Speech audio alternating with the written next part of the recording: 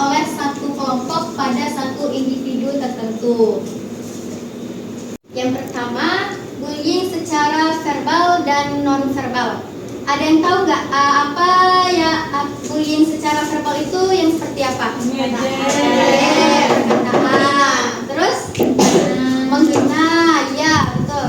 Itu apa lagi? Mencemooh. Oke, ya. Menggibah. Nah, sedangkan yang secara non verbal apa? Pukul. Ya, memukul, menjambak, ya kan? Nendang. Apa lagi? Kalau sinis itu termasuk verbal. Verbal. Nah, kawannya nanya nih, sinis itu termasuk verbal atau non verbal? Itu termasuk verbal. Sinis. Verbal. Sinis. Kenapa non verbal? Dari mata sih. Tapi matanya masih di situ dah deh. Kenapa dia merasa terbully gara-gara sinis? Karena dia lagi terpicik kan? Jadi kita harus iya masih thinking. Yang membuat si korban itu merasa direndahkan sama merasa disakiti. Nah, sedangkan secara fisik itu ya karena ya dari kata-katanya tadi fisik kan yang membuat dia badan dia memar, muka, jambak-jambakan. Oh my god. Nah, sedangkan pelecehan seksual, pelecehan sosial maksudnya apa tuh? Dijauhi, ya, merasa diintimidasi, ya, diacuhkan, merasa dikucilkan. Nah, bagi kalian nih yang ada mengucilkan kawan-kawannya tanpa sadar. Sedangkan pelecehan emosional. Iya. Oh, itu kayak Ya. Terus apa lagi? Apa perbedaan verbal dan emosional? Apa perbedaannya verbal sama kesantuannya deh? Nanti aja, Itu pokoknya nanti. bukan untuk orang ya, men. Ini kakak.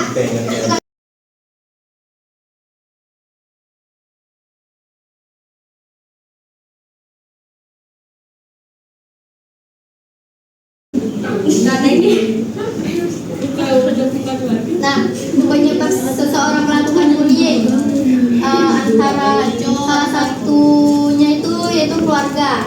Kenapa dikatakan keluarga dapat penyebab seseorang melakukan bullying? Yang bisa Kurang sayang, ya, kurang cerita, kurang sibuk, kurang dihargai, kurang pelajaran. ya, pola asuh yang salah satunya kan. Kemudian faktor kelompok sebaya, teman sebaya, Ikut kawan. kawan, ya, circle ya. Nah, kemudian kondisi lingkungan sosial sama ya, kayak Kesetaraan mungkin. nah, kesetaraan kayak dia Kurang lebih ngerasa lebih di gitu. atas daripada sekawannya. Oh my god. Kemudian tayangan televisi dan media sosial. Sinetron. Kayak sinetron tuh kita harus memilah-milah film ya, karena sekarang banyak film yang kurang berbobot.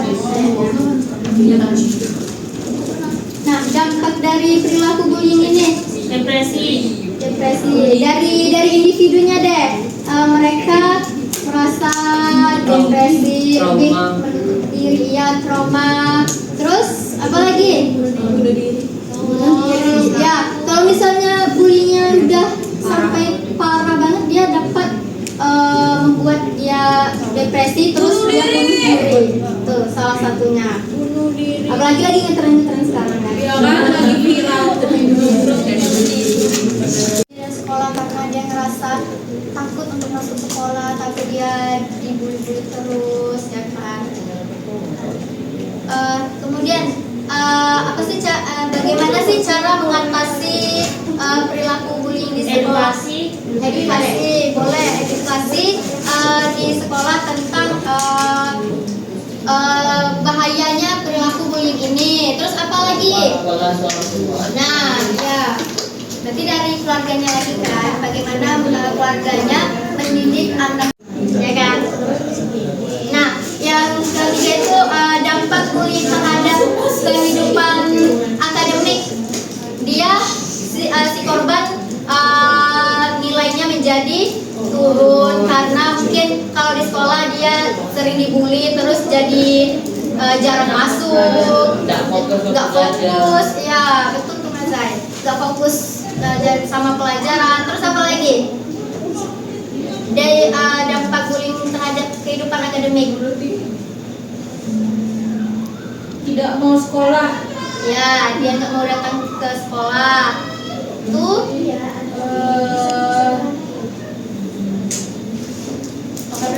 melawannya secara positif ya, melawannya secara positif. Kemudian kalau misalnya dia agak jerah juga, kita dapat laporkan ke pihak sekolah atau ke guru-guru.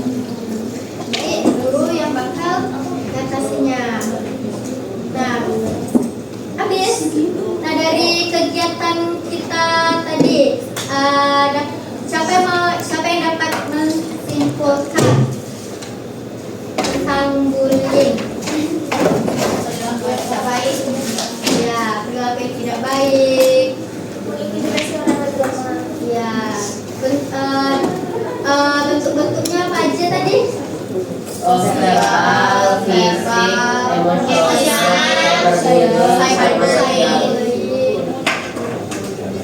emosional. Nah, jadi kita nggak boleh kan, jangan bullying, no bullying. Apalagi tapi sebenarnya kita tanpa sadar kita pernah melakukan ini. Apalagi dari perkataan, dari tatapan. Jadi kita harus pandai memilah-milah perkataan kita. Terus mungkin kalau misalnya ada kawan kita yang ngerasa kita dan sinisin mereka, kita nggak tahu kan untuk mata kita kan kadang mereka bilang sini sekali, tapi kadang bentuk mata kita cuma kayak gitu. Nah, mungkin kita bisa nyampaikan ke dia matanya kayak gini gitu.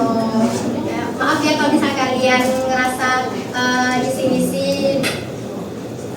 Nah, ada lagi yang kita bahas? Ada yang mau bertanya? Atau ada yang mau share ini tentang pengalaman dia pernah dibully? Ada yang pernah dibully di sini? Pernah dibully dan bully. Iya. Dito, apa tadi? Dito, pernah dibully? Dito. Iya. Gimana tuh? Cila. Pernah dia. Ditonya? Pernah juga. Gimana tuh? Bisa ditanya. Kelas kapan? Kelas 4 SD. Terus itu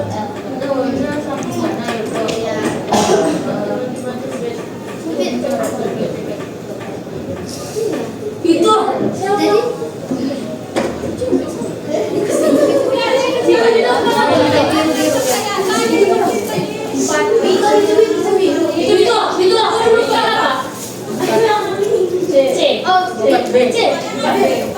Aku kan C ya. SD sini ya. Iya, sama kalian juga. Nah, jadi cerita. Enggak ada loh. Waktu SD dia ini terbully karena si memang dia memang patut dibully. Dia tuh pindah kelana. Dia pindah akhirnya dia. Pindah dia. Nah, terus Bilang masa nggak ingat gitu.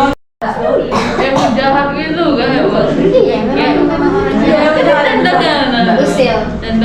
Usil, jahat, mengke, mada, semuanya. Iya, masa dia jadi kayak cewek sapi? Iya. Apa? Cewek dia jadi kayak Sampai ada pada diri kita ya. Dengan kita berkomitmen bahwa pada diri kita sendiri.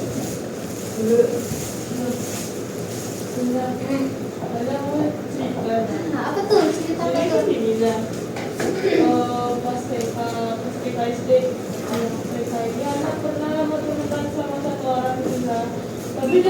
kalau misalnya mau temenan sama aku, ayo bully dia gitu lah. Berarti dia mengajak. Iya lah, terus ya udah karena kan udah dia dah, ya udah deh ikut-ikut aja dah. Ujung-ujungnya ada dijauhin sama dia dah. Nah itu salah satu penyebabnya apa tadi? Yang dapat Teman dari sebaya. teman sebaya tadi itu. Terus kan naik kelas kan dah. Iya. Nah, terus pas di SD itu anak ternyata dia dada-dadain Dadah. terus akhirnya pas kelas beda cerita gitu lah pas Iya. kelas 4 SD. Nah itu tuh ada satu anak itu kan gak ada pendiam gitu dah. Sebenarnya orang pengalaman sama dia tuh emang fine-fine gitu lah. Kayak teman-temannya Ya saja. teman-teman biasa dah. Cuma entah kenapa satu kelas tuh tiba-tiba dia biasa. Anak gak tau kenapa ya. Terus ya udah anak karena merasa kayak orang ini tuh orang dijauhin, ya udah saya ikut-ikutan juga lah. Nah karena kita kan tahu dah itu salah atau enggak dah. Karena ini kelas Iya, saya masih kecil itu kan anak nggak tahu kalau misalnya perbuatan anak tuh bisa melukai dia gitu loh kan. Nah, terus ya udah pas makin besar, pas SMP, SMA tuh baru anak mikir kayak ternyata salah juga ya gitu kan. Nah, terus kan itu mereka kan. Nah, pengen kayak minta maaf gitu sama perlakuan anak dulu, tapi kayak udah terlaluan gitu loh jadinya, jadi kayak anak masih kebawa gitu merasa bersalah gitu. nggak ada masih ada kontakan. Ya udah kita terakhir itu ketemu pas lulus SD sudah pas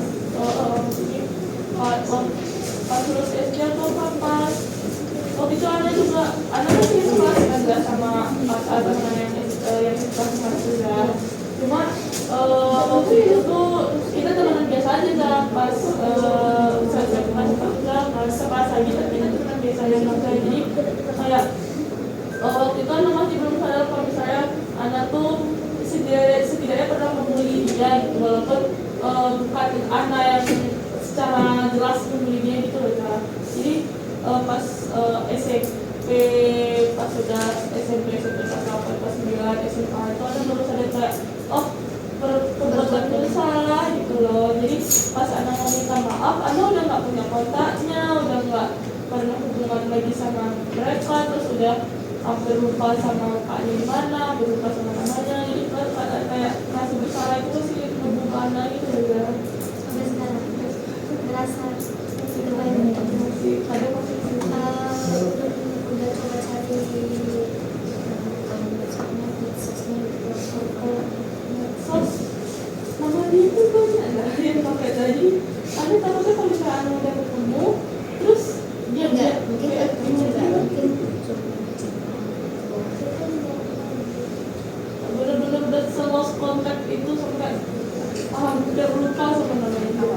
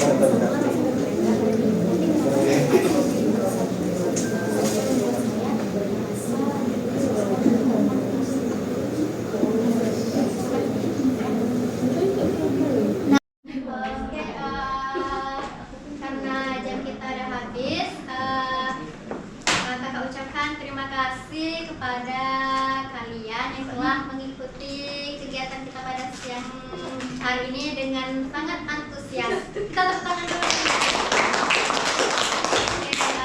Oke, kita akhiri materi kita pada hari ini dengan membacakan hamdalah dan doa kafaratul majelis.